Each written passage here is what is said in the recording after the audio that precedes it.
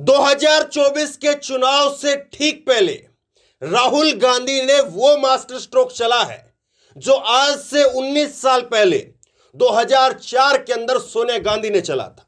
और सोनिया गांधी ने जिस तरह से विपक्षी दलों को एक साथ ला करके यूपीए 1 बना करके उस वक्त के अटल बिहारी वाजपेयी की सरकार को हटाया था।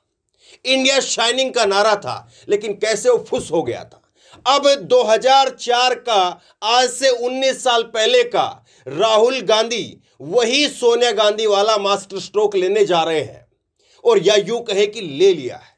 अपने आप को जैसे सोनिया गांधी ने प्रधानमंत्री की कुर्सी से साइड कर लिया था, वैसे ही राहुल गांधी भी अब यह साफ होता जा रहा है कि उन्होंने अपने आप को प्रधानमंत्री की कुर्सी से साइड कर लिया है और दूसरे लोगों को अब हाथ पकड़ करके आगे लेकर के आ रहे हैं।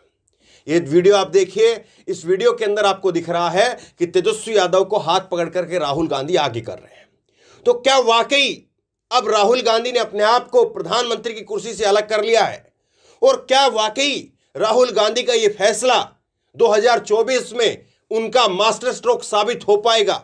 सवाल बहुत सारे हैं। और एक सवाल, क्या अब ये मान करके चलें कि राहुल गांधी कभी प्रधानमंत्री नहीं बनेंगे, या राहुल गांधी 2029 में और आगे उसमें अपने आप को प्रधानमंत्री के तौर पर देख रहे हैं, या 2024 के अंदर क्या कुछ ऐसे समीकरण बन सकते हैं जिनके बाद में राहुल गांधी प्रधानमंत्री बन सकते हैं, या अब जो है वो प्रधानमंत्री की रेस से खुद बाहर हो गए हैं और अब कोई चांस नहीं है।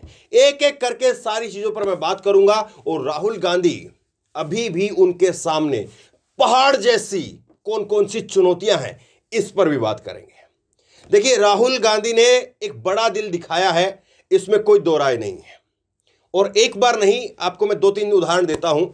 सबसे पहले 2019 की जब हार हुई, उससे पहले उनको अध्यक्ष बनाया गया था, कांग्रेस पार्टी का राष्ट्रीय अध्यक्ष बनाया गया था। 2019 की हार के बाद राहुल गांधी ने अपने आप को इस्तीफा देकर के अलग कर दिया। कांग्रेस पार्टी में हार की जिम्मेदारी लेते हुए राहुल गांधी ने इस्तीफा दिया, लेकिन किसी और बड़े कांग्रेसी नेता ने इस्तीफा नहीं दिया। राहुल गांधी ने इस्तीफा दे दिया, लेकिन किसी बड़े और नेता ने, किसी महासचिव ने, किसी बड़े नेता ने कोई अपने पोस्ट से इस्तीफा नहीं दिया।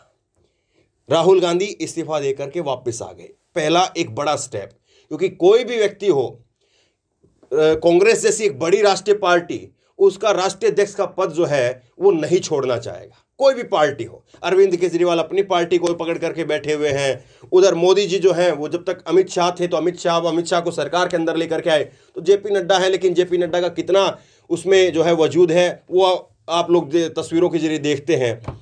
लेकिन कांग्रेस में पहला जो है वो राहुल गांधी की स्टेप रहा, अपने आप को अध्यक्ष पद से अलग करना। दूसरा, अब गुजरात के अंदर जब उनके ऊपर केस चल रहा था, एक माफी मांग लेते, केस खत्म हो जाता। माफी नहीं मांगी और केस चलने दिया और अपनी सांसदी गंवा दी। 2 साल की सजा का ऐलान हो गया, लोकसभा की सदस्यता चली गई, लेकिन राहुल गांधी अपनी बात पर जो है वो अड़िग रहे। अब तीसरी बात कि 2024 के लिए अपने आप को प्रधानमंत्री के पद से कैसे अपने आप को साइड कर रहे हैं, ये तीसरी बड़ी बात है। कोई भी आदमी इस देश के अंदर, कोई भी नेता इस देश के अंदर ये कह दे कि मैं प्रधानमंत्री बन सकता हूं या प्रधानमंत्री लोग मुझको बना सकते हैं, लेकिन उससे पहले ही मैं अपने आप को अलग कर रहा हूं। कितने राज्यों में सरकारें गिर जाती हैं, मध्य प्रदेश में क्या हुआ, राजस्थान के अंदर क्या कुछ हो रहा है, और बाकी राज्यों में आप देख लीजिए कहां पर एक राज्यसभा की सीट के लिए कौन निकल करके चला जाता है। आपके सामने तमाम उदाहरण है।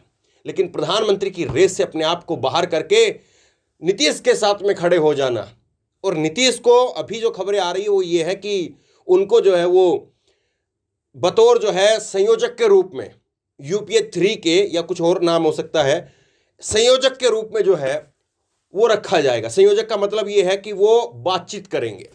वो चेहरा डिक्लेयर उनको अभी शायद नहीं किया जाएगा प्रधानमंत्री के पद के लिए कि चेहरा उनको डिक्लेयर कर दिया जाए। नीतीश कुमार को जिम्मेदारी ये मिलेगी कि आपको बातचीत करनी है। जो धड़े कांग्रेस से बात नहीं करना चाहते या कांग्रेस से जिनकी मेल नहीं खाती है, आप उनसे बात करिए। जहां पर कांग्रेस मजबूती से है वहां पर कांग्रेस मजबूती से बात करेगी। लेकिन ये सारी बातें तो हो गई, तो क्या बस हो गया सब कुछ और बस प्रधानमंत्री बन गए, नीतीश कुमार बन गए? ऐसा नहीं है, इतना आसान नहीं है। प्रधानमंत्री नरेंद्र मोदी, उनकी सरकार जो इस वक्त में मौजूदा समय में है, उसको हटाना इतना भी आसान नहीं है। अब राहुल के सामने कई सारी ऐसी चुनौतियां हैं जिनसे वो कैसे पार पाएंगे। अपने आप को तो प्रधानमंत्री की रेस से हटा लिया, लेकिन किसी और को अगर प्रधानमंत्री बनाना भी चाहते हैं तो कैसे होगा। पहली चुनौती उत्तर प्रदेश में। उत्तर प्रदेश में अखिलेश यादव और मायावती कैसे इनको एक साथ लेकर के आएंगे। अपने आप का बलिदान दिखा करके कि देखिए 2 साल की सजा का ऐलान है, लोकसभा की सदस्यता चली गई, अपने आप को प्रधानमंत्री की कुर्सी से अलग कर लिया, लेकिन दूसरे लोगों को कैसे कन्विंस करेंगे। क्या अपना जो ये बलिदान है, अपना जो ये उनकी सांसदी वगैरह गई है, इसी को दिखा करके उनको कन्विंस करेंगे? सवाल ये है। उसके बाद में उत्तर प्रदेश में सबसे बड़ी चुनौती ये है कि कैसे वहां पर विपक्ष को एकजुट करेंगे, कैसे स्पेस बनाएंगे सबके लिए, क्योंकि सीटें तो 80 हैं, उम्मीदवार कितने हैं, और उम्मीदवार अगर सबके अलग अलग रहे तो फिर कितनी सीटें आएंगी वो भी आप जानते हैं। उसके बाद में आप चले जाइए, यहां पर दिक्कत है अखिलेश यादव के साथ में, तो बिहार के अंदर ममता बनर्जी, दूसरा बड़ा राज्य बिहार, वहां पर कैसे करेंगे। ममता बनर्जी को कैसे साथ लेकर के आएंगे, वाम दलों को कैसे साथ लेकर के आएंगे, और कैसे वहां पर चीजें बनेंगी, ये भी एक बड़ी चुनौती है। ममता बनर्जी, अखिलेश यादव के बाद तीसरी चुनौती वो महाराष्ट्र को लेकर के है। महाराष्ट्र में कैसे जो है वो गठबंधन, हालांकि महाराष्ट्र की तस्वीर तकरीबन साफ है, लेकिन जैसे शरद पवार कई बार कुछ बोल देते हैं, कई बार और सही चीज़ें जो है वो सावरकर को लेकर के जो है वो शिवसेना के साथ में बात जो है ऊपर नीचे हो जाती है, तो कैसे वहाँ पर करेंगे। अब इसके बाद में अरविंद केजरीवाल, उनके साथ कैसे करेंगे। अरविंद केजरीवाल के साथ में कैसे करेंगे, क्योंकि अरविंद केजरीवाल का भी अब एक वोट बैंक है, वो दिल्ली के अंदर है, वो पंजाब में है, वो गुजरात में भी है, तो कैसे जो है वो अरविंद, और अब राष्ट्रीय पार्टी बन गई है आम आदमी पार्टी, तो वहां पर कैसे करेंगे, ये भी एक चुनौती खड़ा है। तो कैसे जो है वो राहुल गांधी अपने आप को एस्टैब्लिश करेंगे। एक बात बिल्कुल साफ है, आप किसी को स्पेस देंगे तो दुगनी ताकत से वो बाहर आएगा और दुगनी ताकत से खड़ा होगा। अब जरा ये जेडीयू के 2 ट्वीट देखिए आप।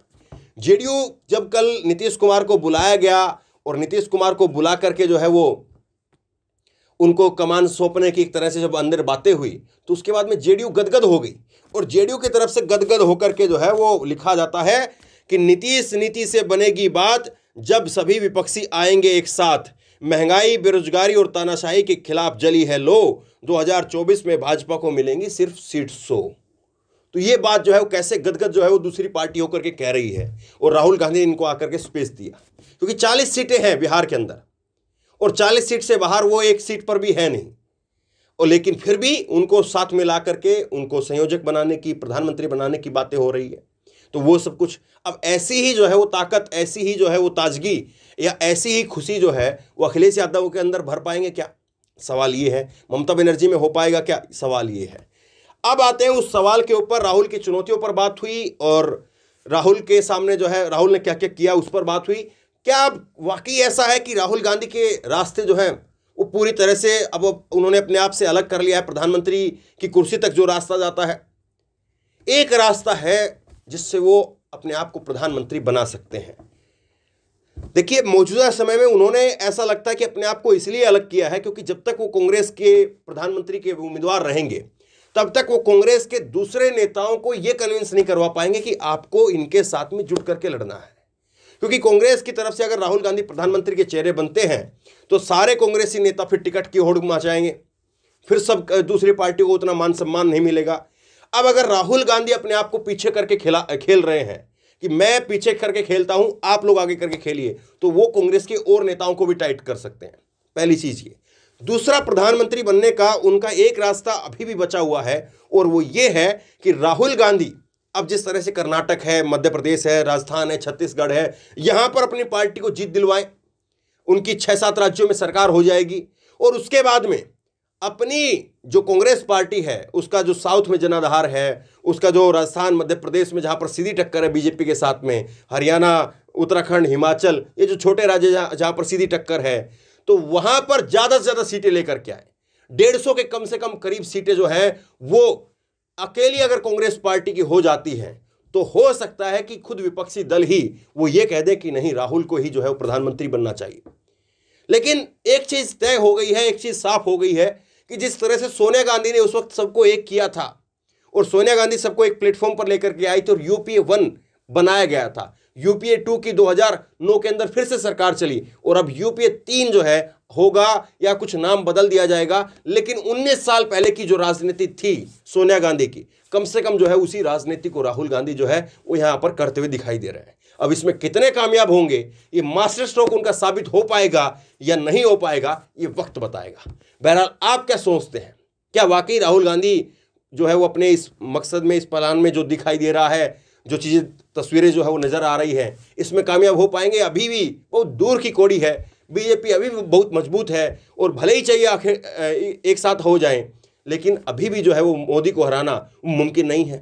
आप क्या सोचते हैं, नीचे कमेंट बॉक्स में अपनी राय लिख करके मुझे जरूर बताइए। इस वीडियो को खूब शेयर कीजिए और इसी तरह की तमाम खबरों के लिए ऑनलाइन न्यूज इंडेक्स सब्सक्राइब कीजिए, साथ में जो बेल आइकन है घंटी उसको जरूर दबाइए ताकि जैसे कोई खबर अपलोड करें उसकी नोटिफिकेशन सीधे सबसे पहले आपको मिल सके।